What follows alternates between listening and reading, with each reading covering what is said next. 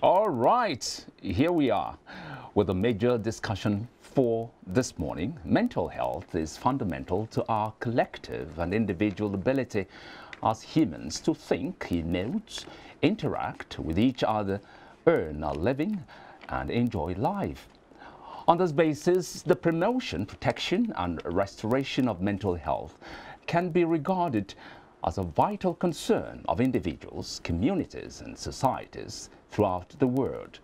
An important implication of this definition is that mental health is more than just the absence of mental disorders or disabilities. We have right here in the studio a mental health advocate in the person of Toluche Francis. Hello, Toluche. Good morning and welcome to the program. Good morning. Welcome, Toluche.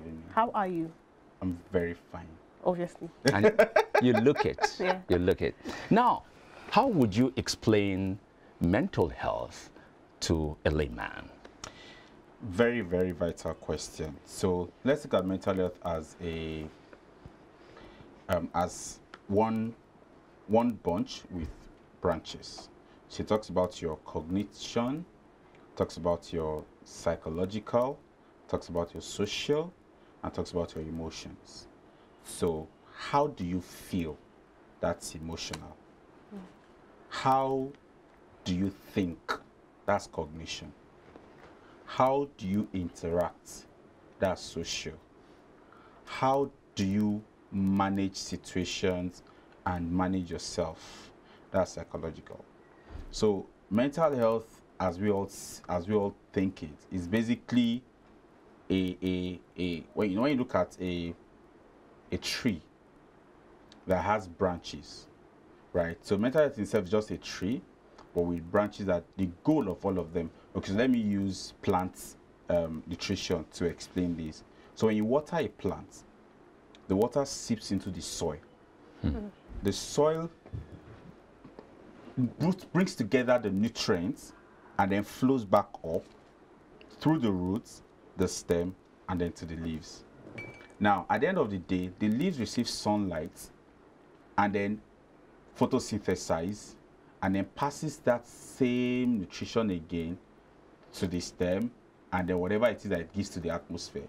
So what you take in, that you process, that you sift and take the good ones, at the end of the day, you end up passing out. So how you relate with people, how people relate with you, how you think, what you think of yourself, how you feel, right?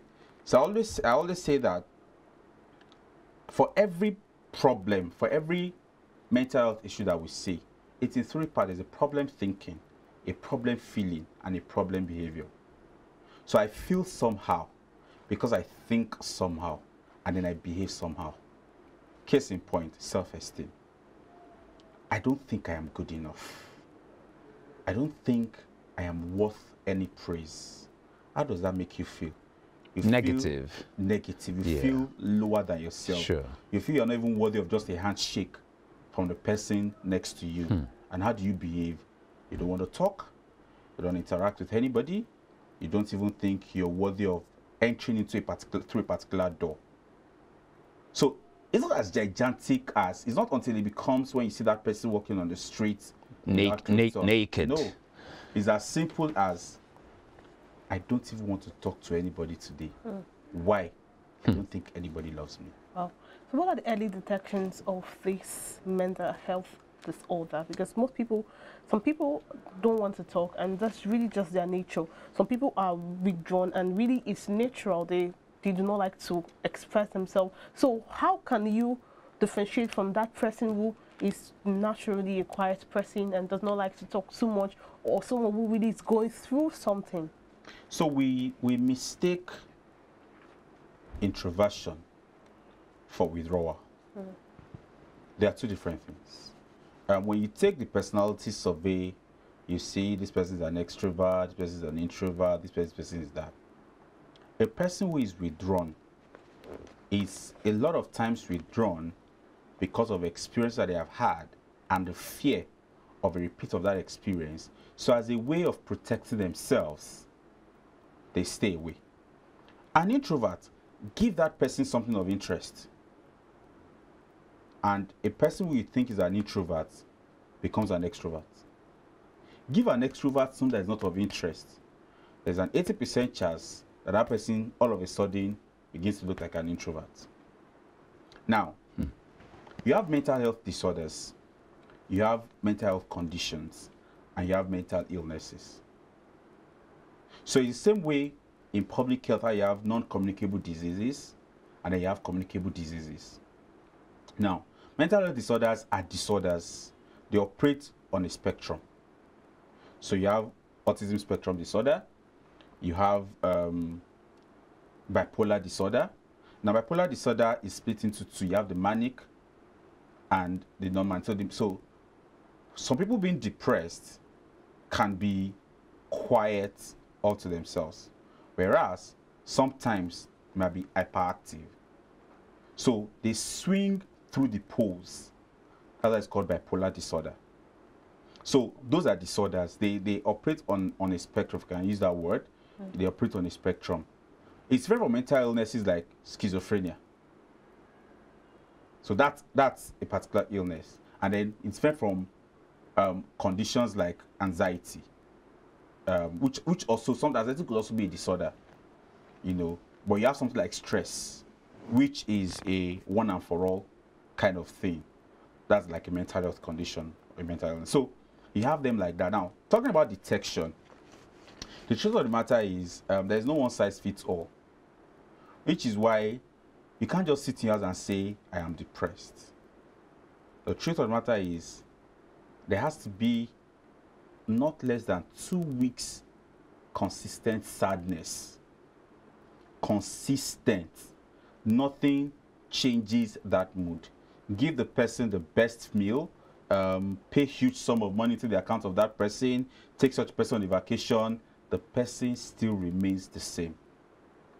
Consistently for 2 weeks. That's when it becomes a disorder? Then you have a trace of depression. Wow. But that person still needs to seek evaluation. So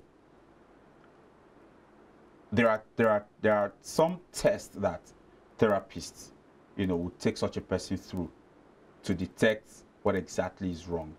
Now, the interesting thing is each of these, either the disorder or the illness or conditions, can grow into another. So a person who, they are interwoven. yes, so a person who has been diagnosed as being depressed, if care is not taken, right, it can escalate to being bipolar. So today or this moment, person is,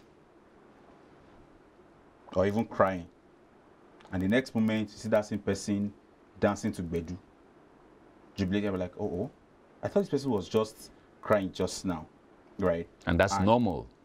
It's normal in that, within that disorder spectrum, and then the person could become suicidal. So you don't look at one and just go to rest, which is why your healthcare professional will keep following up on you. How are you feeling today? What are your thoughts currently? Have you been going out? Because one key sign of mental illness is that you want to withdraw from the public. You don't want to be in the midst of people. It's not your fault. You're not intentional about it. You're tired. You don't want to talk. You don't want anybody to disturb you. Sometimes because of appetite, you just want to stay in bed with the lights out. Now, mental health is a very crucial aspect of life and living. But I cross my heart, a lot of people out there know little or nothing about what we're talking about here. So you, as an advocate of mental health, what are people like you doing to enlighten others in the society about the importance of mental health? Great question. Let me also add that I also practice as a therapist. Okay. Not just advocacy. And I mean, one of the things that I have done as a person is to create knowledge materials, because people need to learn, and not all of us can gather in a classroom to learn. Not everyone will be a therapist. Not everyone will be a psychologist. Not everyone will be a psychiatrist. But in your own little way, how can you learn? So I have a YouTube channel where I talk about mental health. I've been running that for about 3 years now. I have a podcast called Rising Heroes, where we talk about topical issues, things as simple as friendship. How do they affect us? Communication, career, right? I run a newsletter where I share things. September 21st was World Alzheimer's Day, you know. And I shared it in Baton, and someone was like, is there a calendar for these days? Which one is Alzheimer again? I said, go read it. It tells you the story of how Alzheimer came to be and how it was named after someone. You know, I have courses that I have created on a platform called Udemy, right? I have books that I've written. In 2015, I wrote a book called Eat Fit, a nutritional blueprint for healthy living, where I wrote about how you eat based on the work you do and your state of health. In 2017, I wrote a book called, it's funny how the name is, Beyond Blue, a step-by-step guide to dealing with depression and stress. And then I wrote Years How to Burn Out Stress. So and even on social media, I'm very active on Instagram, on Twitter. So I'm doing my best in my own way, and I'm here as well talking about. So I'm doing my best in my own way. I think one major problem that we have as a people, which has been there for years, but I really think that currently the knowledge base as far as mental health is concerned in a country like ours is improving. We're not there yet, but it's improving. But there's also another negative side to it. A negative side is, as people acquire this knowledge, they also misuse it. So any two things, someone offends you and the next thing says, you mental health patient. You psycho. Just because you have read something. Look, the truth of the matter is, it is tough for someone who is going through that phase of mental illness. And so we need to keep sharing the knowledge. And I think beyond just sharing the knowledge, is to also encourage people to seek care. So anytime I have any reason to, you know, interact with a person who is seeking care, the first question I ask is, like she asked when I came on, how are you? Don't give me the textbook, I am fine. Just tell me, how are you? And who would give you such a response? But you know that how are you can lead to the person telling the story of their life for the next 1 hour. Which is very, very true. Which is how the person is. Let them tell their story. I'm sure that was someone, and I asked you, tell me, how are you? For the next 2 hours, we're discussing how are you. But we always have this stereotype response, you know, fine. It's like somebody eating and inviting somebody else. Meanwhile, you are actually hoping that the person wouldn't join you. Do you understand? So why invite the person? But it's also because everyone, you know, so I was thinking about this yesterday, was it this morning, that we seem to be in a phase of our lives where this idea of I am okay by myself is eating us deep and killing us. We are beginning to cut off the social lifestyle. We are chasing family. We are chasing money. We are chasing career. That if you're not bringing money to me, Biko, stay away. We are at that point where we want to be self-made. And it doesn't matter how you feel, you just believe you can sort this out for yourself. And you don't think this could be tantamount or considered as a kind of a distraction to someone who is pursuing one's goal? Not really. Now, back at school, you had classmates. So, for those who attended tertiary institution, you had course mates, you had departmental mates. So, okay, so let me say you had classmates, you had departmental mates, you had roommates, you had probably block mates, you had faculty mates. Now, you have these 5 clusters that you belong to. How many of these 5 clusters, after 10 years, do you still hear from? Everyone have gone their separate ways. Life is a journey. You move from one phase to another phase. Now, perhaps in your mind, school is done and dusted. You went for youth service. You had platoon mates. You had bunk mates. I didn't mention bunk mates in the university or polytechnic. You had bunk mates. You had block mates. And then later on, you had PPA mates. You had CDS mates. At every phase of your life, you would have people. We are made to be social beings. We're not made to be isolated. But then, that brings me to this question. Now, all of these people you mentioned, some people are, you know, back then in school, all the secondary, primary, secondary, university mates, as children, some people would say certain things to you that will make you look down on yourself, sort of bullying. I agree. So, for those, now, I wanted to ask how to care for your mental health, to make sure that these things don't get to you. So people like that, imagine you have people who did that to you back in school, and you're trying so hard, so much to protect your mental health. Is it really so wise, because we are social beings and you will still want to interact with those kind of people? Imagine it was done from secondary, university, down to the NYSC. At some point, you had people bullying you, and you, or rather not really bullying per se, maybe trying to mess with your mental health, and then you have an opportunity to leave those set of people. Is it really so wise to go back to them as a means of caring for your mental health? Because we need to be around people, but really, some people really should be left on their own. Good question. Let me throw the question back at you, Margaret. Is it just one person that exists in all of these places that you Obviously not. And like I even tell people, not everyone you work with should be your friend. Yeah. Some people are better left off as colleagues. It happens. Some people are better just left off as classmates, that's all. No further interaction after a year. Some people are better left off as seatmates in the bus or on a flight. The kind of vibe, as we say it, the kind of energy that you get from the other person will let you decide if this is a friendship that you want to keep. I currently have 2 categories of friends. I have a childhood friend, and I have a friend that we became friends because we're pursuing a similar thing, who has become more of a family to me.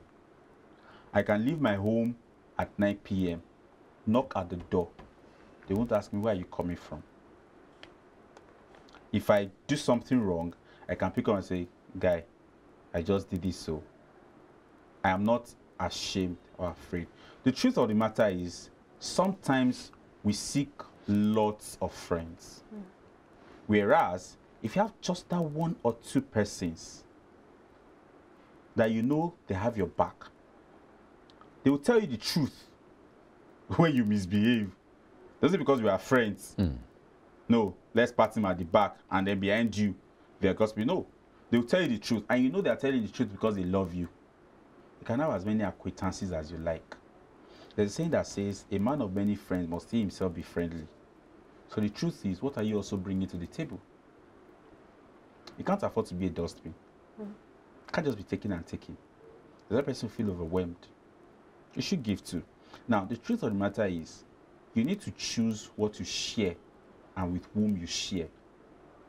And again, for the sake of your own mental health, you also need to decide, is this relationship worth it? Worth it? Sometimes it's sad to let go of certain relationships, but it's the best way forward for you. And sometimes starting some relationships might be tough, but because you know that there is something in this relationship for you, and you know that there's also something that you can contribute to the life of that person, you work through it. You strive towards it. Sometimes you might have to give up or even keep doing it. But the real question to ask yourself is this worth it? Is it beneficial? Is this relationship fair to me? And is there something that I can contribute to the life of this person. So if you have someone who keeps making you doubt who you are, that's not friendship. You let go of that person straight up. You don't even need an apology. Sure. If I don't even send a friendship break text, about what they call it, just go mute on. But you know what? Sorry, we can't be friends. Now, Tolushe, are there kinds of food or drinks that have the potency to improve our mental health? Yes. So that's a very, very big question, because that's a field on it. So nutrition and mental health is a very, very huge field that's still undergoing a lot of research. So for example, bananas, if you have issues with sleep, bananas help a lot. They have a way of relaxing the muscles and, you know, calming you down. Now, another thing about this is eat foods that are colorful. Play around with colors. You know, there's something about nutrition that if I look at this meal, do I look forward to eating it because it looks nice or because I'm hungry? Set your plate in a way that even if you're not hungry, it is calling you, come get me, come get me, come get me. Play around with colors. Ask yourself, am I eating to survive? Or am I eating to have my stomach filled? Now, the thing about eating any meal is there is pleasure, there is satisfaction, there is joy that comes from eating a meal that you love or that you enjoy. Yeah. And the truth is, see, taking care of your mental health, protecting your mental health could be as simple as eating what you love to eat. Yeah. It could be as simple as getting a call from someone. I agree with you. It could be as simple as walking in the sun early morning. The vitamin D that you get. Not the sun that comes out by 1 p.m. that's Scorching hot. You know, could be as simple as you go somewhere and you're just watching people do things and you're fascinated. For example, I get fascinated seeing people dance. Like, I love to watch people dance. I enjoy it. It gives me joy. Just watch people dance. I may not dance. I can go to a lounge or a bar and I'm just seated. Just all alone. And I'm watching people come in, go out, talk. Because I love to think of what the human mind is thinking. Why they behave the way they behave. So same thing. When I want to make a meal, I create it in my head. How do I enjoy this meal? I look forward to it. Let that anticipation be there. I would want you to be a little more specific, you know, when you were talking about food that's colorful or that has color. All right, you didn't go appetizing food. I think that's what it means. appetizing or whatever. Okay. Now, what I'm trying to say here is we have natural food, we have chemicalized, artificial food. We have so many of them out there. Foods. Is it just anything? There's nothing as good as natural food. Yeah. You know, the beautiful thing about rice, for example, is that you can prepare it in a variety of ways. You can make jollof, you can make white, you can make coconut rice, you can use rice, turn it, and it becomes tuwo. Yeah. What they also called tuwo shinkafa. And then you have your fada rice, you have the basmati rice that automatically have their own flavor. You have beans that you can use to cook different things. You can make it as bean pudding. You can make beans pudding with yam, with potato. You can decide to convert it to bean cake, akara, or even bean pudding, the moi moi, or what they call it. So many things. So what matters here is not necessarily the constituents or the composition of these food items you're talking about. It's just the way you feel about them. Two things. Now, how do you envisage the food? Have you ever seen a situation where they brought a food to someone where it's like, I don't like this food? It hasn't been tasted. Yeah. It's a perception. Seeing that food already, you don't even like what it looks like. And the fact that you don't like what it looks like, except you are very hunger-stricken, you'll only be eating that food because you're very hungry. You want to enjoy it. Yeah. But the moment you start, you're like, wow. Before they say Jack, It's gone. it's gone. So, spice up your food as well. Right? I know that people will say this economy and all that and all that. It doesn't have to be elaborate. Yeah. Bit by bit, you'd have a plate. Hmm. 1 spoon here, 1 spoon there, a cut of buy one tomato, dice, arrange, get carrot, dice, arrange, and you have a plate. All right.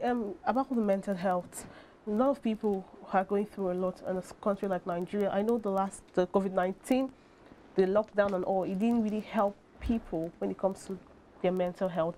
Now, as people, as human beings, how can we really be there for people who are going through this? Maybe I might really not be a therapist, but I would love to be there for my friend or someone who might not necessarily be my friend, but I'm close to, or someone random going through this. I may not want to see a therapist, but as someone I know or comfortable talking to me, so how can I be there? How can I detect these things by not being a therapist and be there for this person, just so it doesn't become something suicidal or something that is beyond what we can handle? So if you notice your friend is getting withdrawn all of a sudden, pay attention to that. If what used to interest your friend before no longer interests him or her, pay attention to that. If you begin to feel like this person is not thinking rationally, pay attention to that. Now what can you do? Just listen. If they don't want to talk, give them a paper. Do you want to write?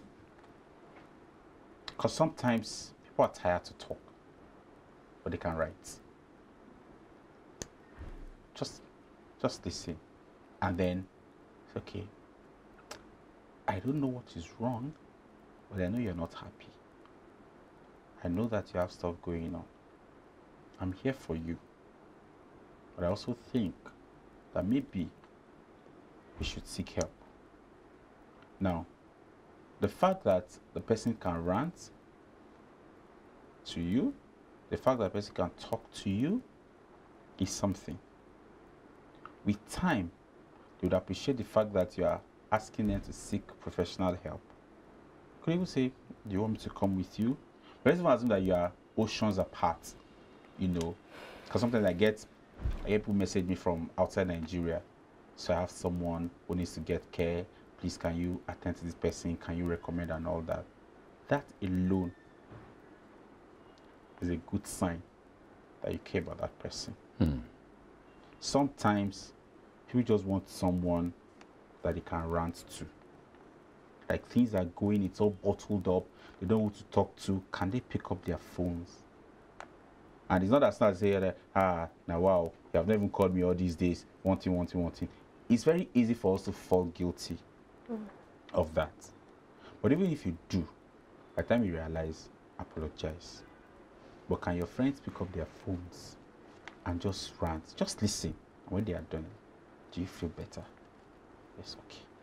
Now, for want of time, let's have your parting shot. So my parting shot is identify your triggers. Identify those things that put you on the edge. And as much as possible, stay away from them. Secondly, let's be there for one another. Yes, everyone has got issues. I agree.